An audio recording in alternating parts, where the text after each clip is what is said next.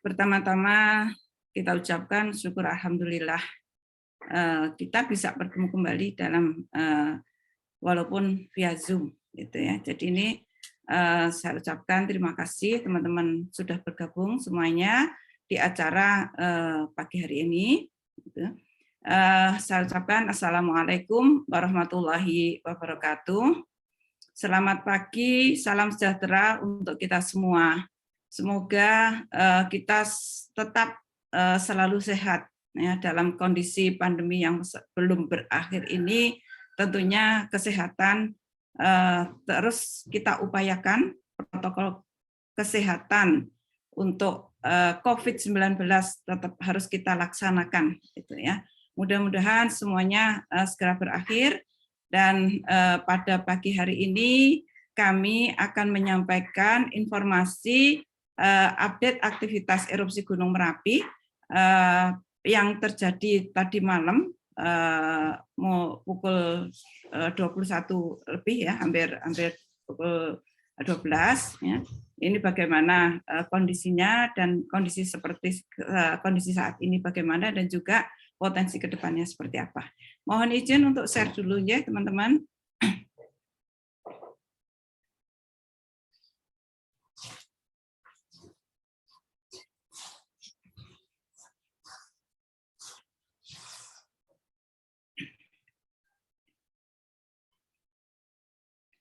Ini ya seperti tadi ya kita akan mengupdate aktivitas Gunung Merapi pada saat ini. Jadi ini foto kalau kita ambil dari bukaan ke tenggara ke arah bukaan kawah ke Kali Gendol gitu ya.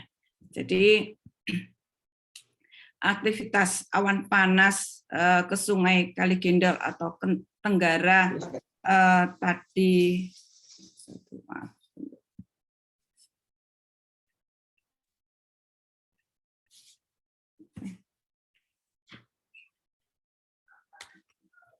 sebentar.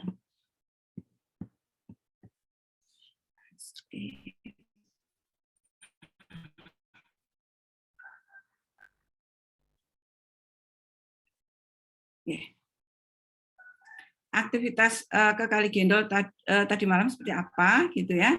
Jadi awan panas sampai dengan pagi hari ini itu terjadi sebanyak 17 kali awan panas. Kemudian yang pada tanggal 9 Maret, jadi kejadiannya adalah tanggal 9 sampai tanggal 10 Maret. 9 Maret mulai pukul 23.18, kemudian 23.29, 2338, 2344, dan 2353. Kemudian masih berlanjut sampai dengan pada tanggal 10 Maret tahun 2022, gitu ya.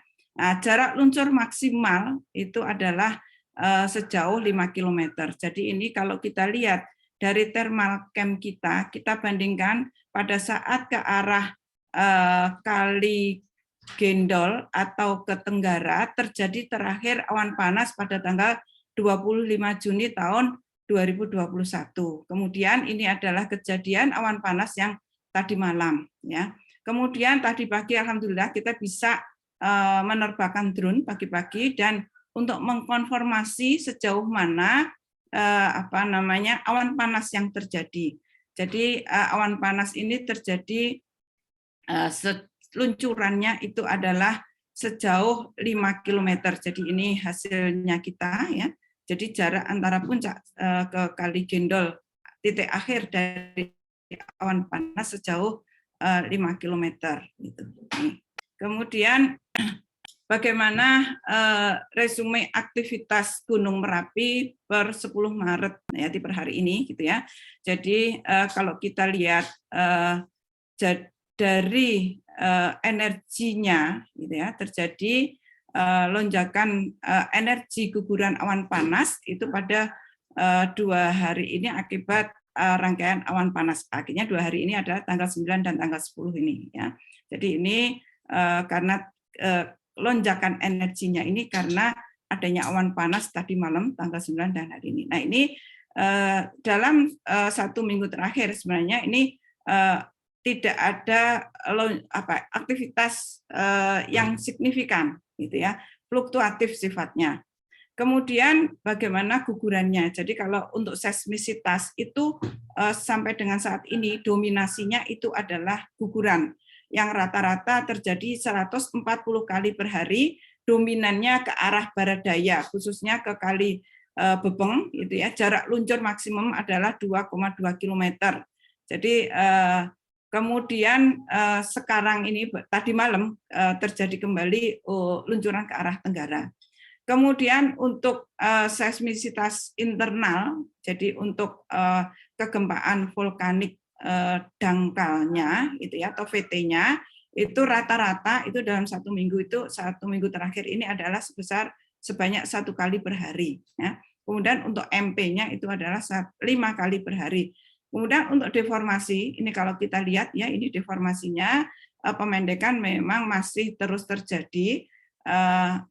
Pemendekan yang terjadi adalah di sisi barat laut 0,4 cm per hari. Jadi dari aktivitas ini kita lihat bahwa memang seismik dan deformasi ini masih cukup tinggi. Kemudian bagaimana kita merespon kejadian awan panas guguran tanggal 10 Maret tadi malam ya, sampai dengan pagi tadi itu ya, bahwa kita langsung melakukan koordinasi dengan pemangku kepentingan wilayah terancam serta para relawan saat begitu ada identifikasi awan panas ke arah Kali Gendol untuk tetap tenang namun siaga terus harus dilakukan ya, dan mengikuti terus perkembangan aktivitas yang terjadi. Kemudian kami juga langsung merilis di media sosial kita menyampaikan setiap kejadian awan panas dan dengan rekomendasinya, ya. Untuk di sini kita menghimbau bahwa tidak melakukan aktivitas di daerah bahaya. Ya. Kemudian untuk masyarakat yang tadi malam ya, masyarakat Dusun Kali Tengah Lor dan Dusun Kali Tengah Kidul itu melakukan evakuasi mandiri sebanyak 193 jiwa.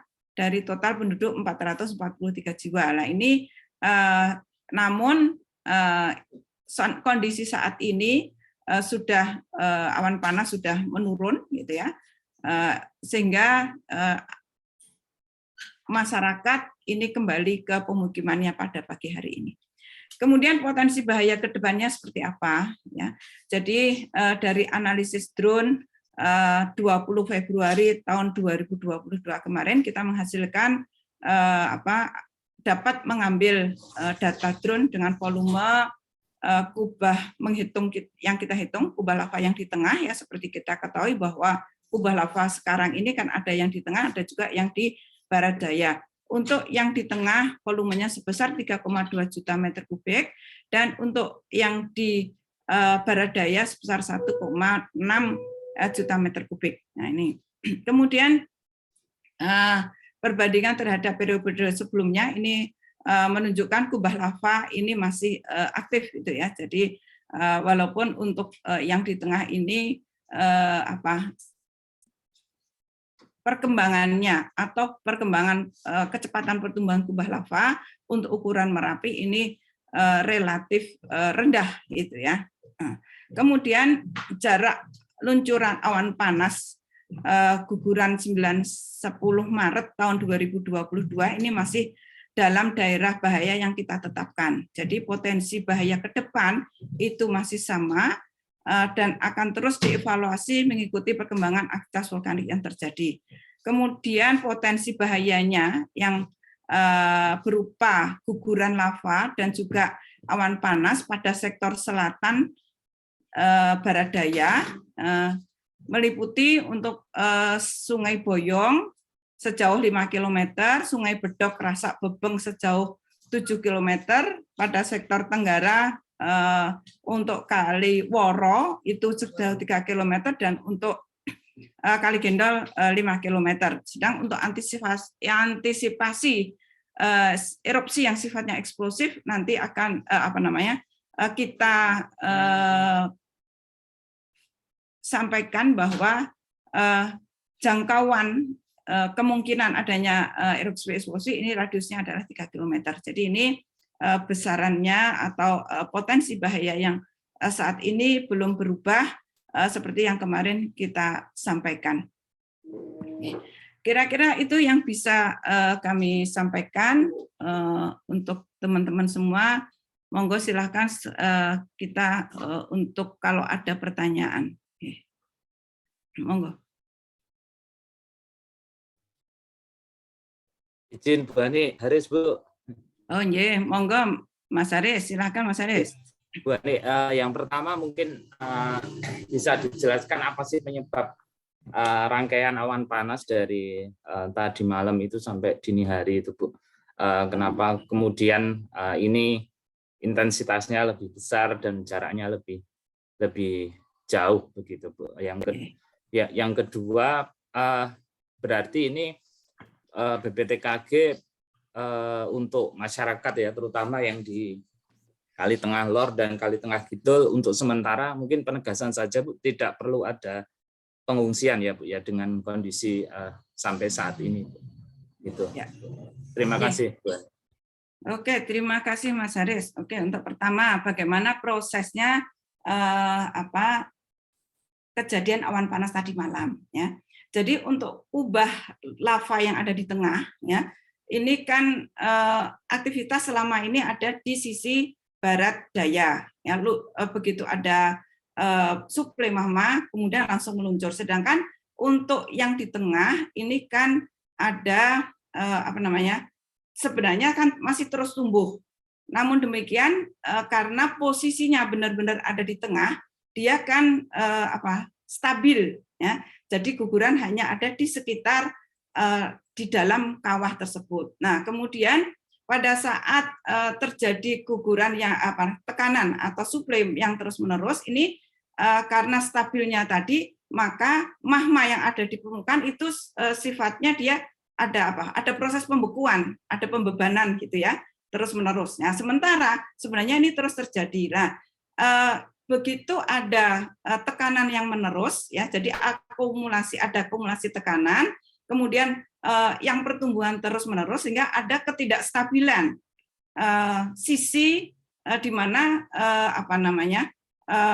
kecenderungannya memang ada di sisi yang ketidakstabilan itu ada di sisi tenggara itu. Nah, sehingga begitu sudah ada tekanan dan ada bukaan, maka dia terjadi awan panas yang menerus seperti ini. Dan ini kita bisa lihat gugurannya itu adalah relatif kayak ada puls itu puls itu guguran yang menerus gitu ya. Tetapi sebenarnya tidak guguran sedikit kemudian ada lagi disusul lagi kemudian disusul lagi. Jadi ada susulan-susulan guguran. Nah, ini mengindikasikan bahwa tekanannya juga tidak cukup kuat sebenarnya, artinya sehingga yang tergugur pun tidak langsung lepas dalam jumlah yang masif gitu. Itu kira-kira Pak Haris prosesnya seperti apa. Kemudian untuk apakah tidak perlu ya, potensi memang benar ya, potensi saat ini tadi sudah kita sampaikan ke arah Kali Gendol 5 km ke arah tenggara ya, kemudian yang ke arah barat daya untuk Kali Boyong 5 juga, kemudian yang untuk ini 7 km. Nah, sampai dengan saat ini potensi itu masih ada di alur-alur sungai gitu ya, sehingga kami masih mempertahankan status siaga dan masyarakat belum perlu untuk mengungsi itu. Tapi tentunya aktivitas ini terus kita pantau dan perkembangannya kalau ada perubahan yang signifikan tentunya nanti akan kita evaluasi. Demikian Mas Haris. Monggo silahkan yang lain.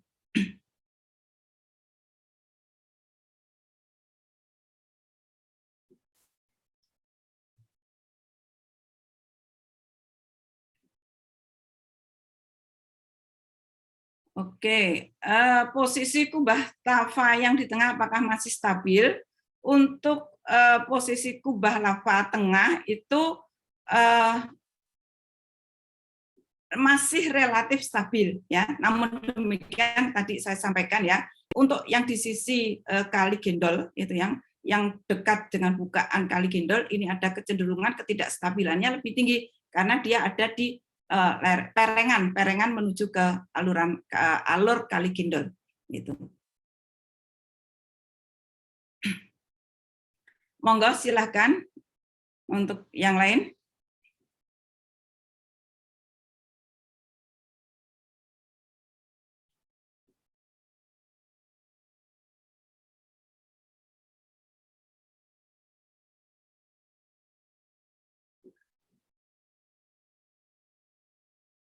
Dari YouTube ada pertanyaan? Oke, siap.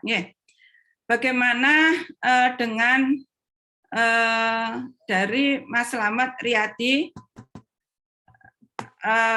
material yang sudah sampai ke Bangker Kali Adem?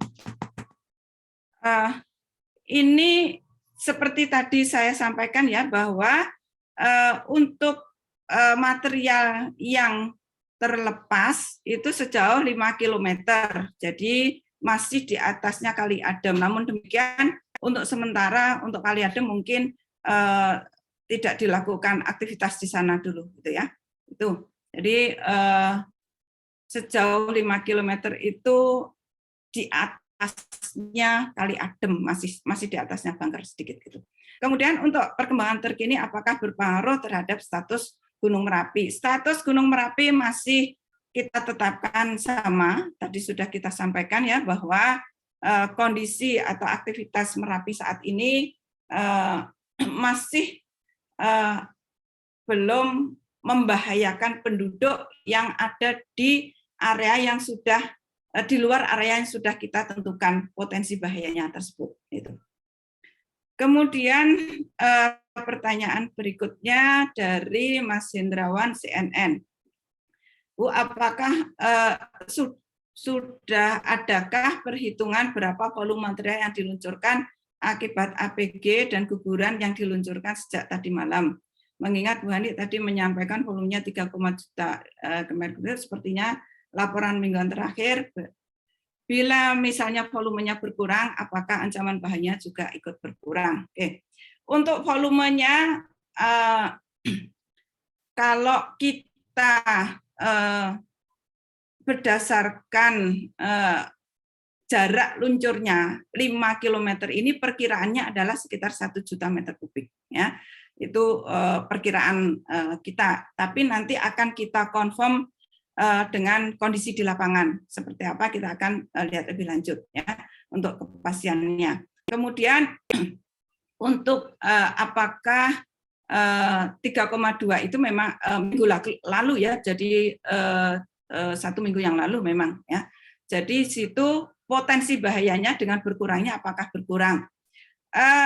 Ini juga potensi, ini juga terus kita lihat perkembangannya. Untuk saat ini potensinya masih sejauh itu ya teman-teman ya, dalam artian bahwa untuk sementara kita menetapkan potensi masih sama 5 km ke arah Kali Gendol gitu. Nanti tentunya kita melihat perkembangan aktivitasnya gitu. Itu ya Mas Hendrawan. Kemudian ini dari Mas Aang.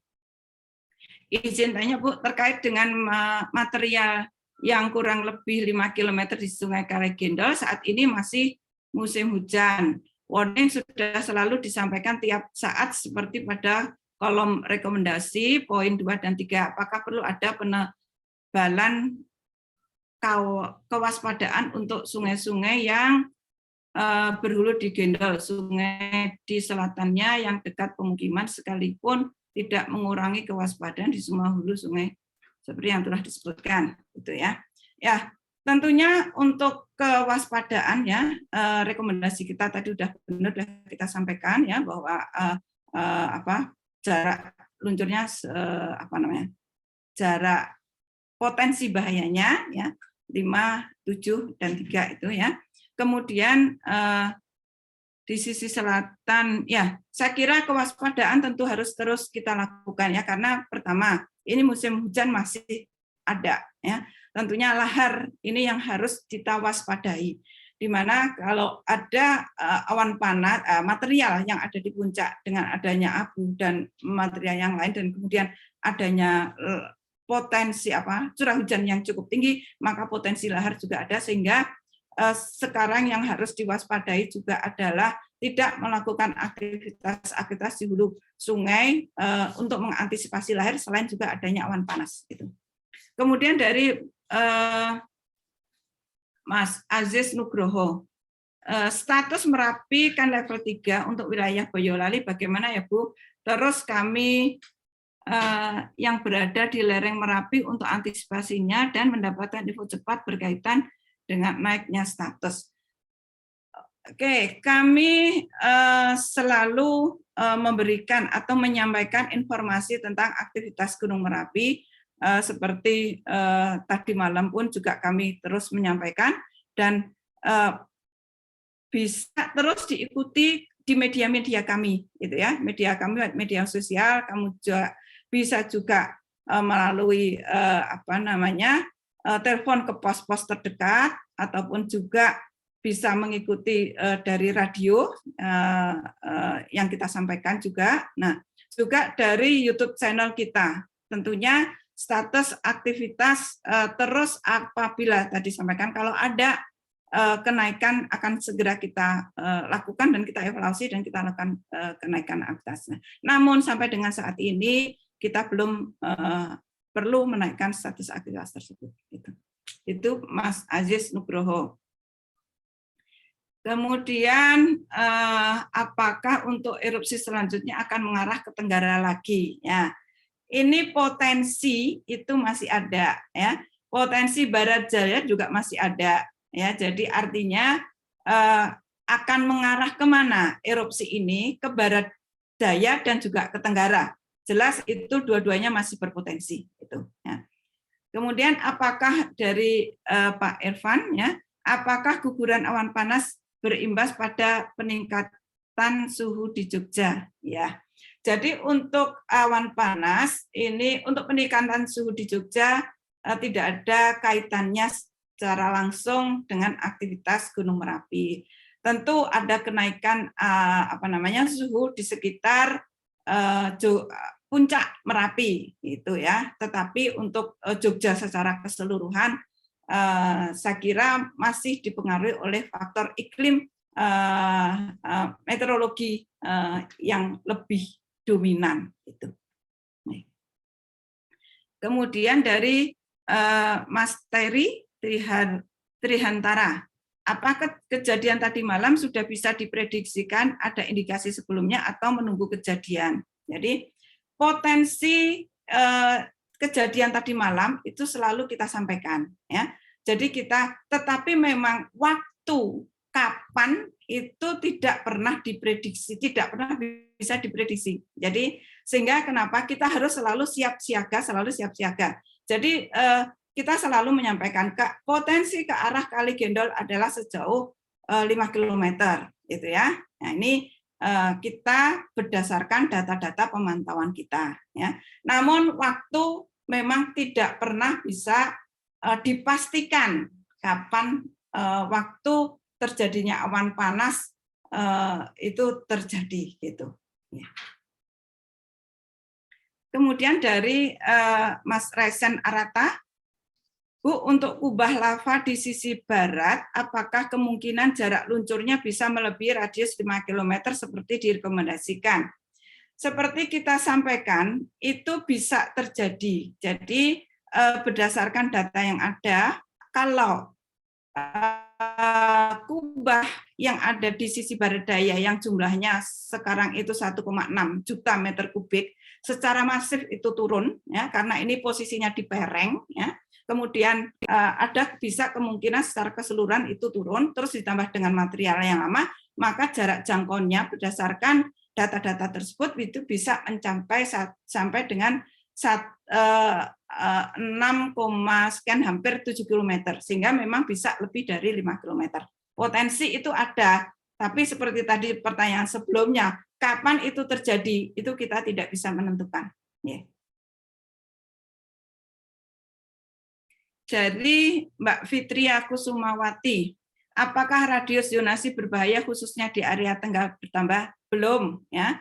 Jadi radius masih sama, bukan radius ya, tapi potensi jarak area yang potensi bahayanya masih sama, belum berubah. Kemudian dari telat deadline, Bu Hani, apakah APG 5 km ini yang terjauh sejak status siaga Merapi 2020? Betul. Jadi APG yang tadi malam sejauh 5 km itu adalah terjauh. Untuk jarak luncur yang ke Tenggara terjadi pada tanggal 25 Juni 2021 itu sejauh 3 km.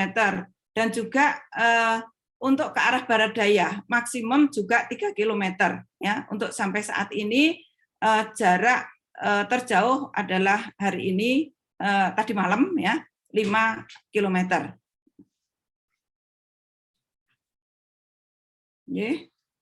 Masih ada lagi? Oke, saya beri kesempatan yang bertanya langsung, monggo.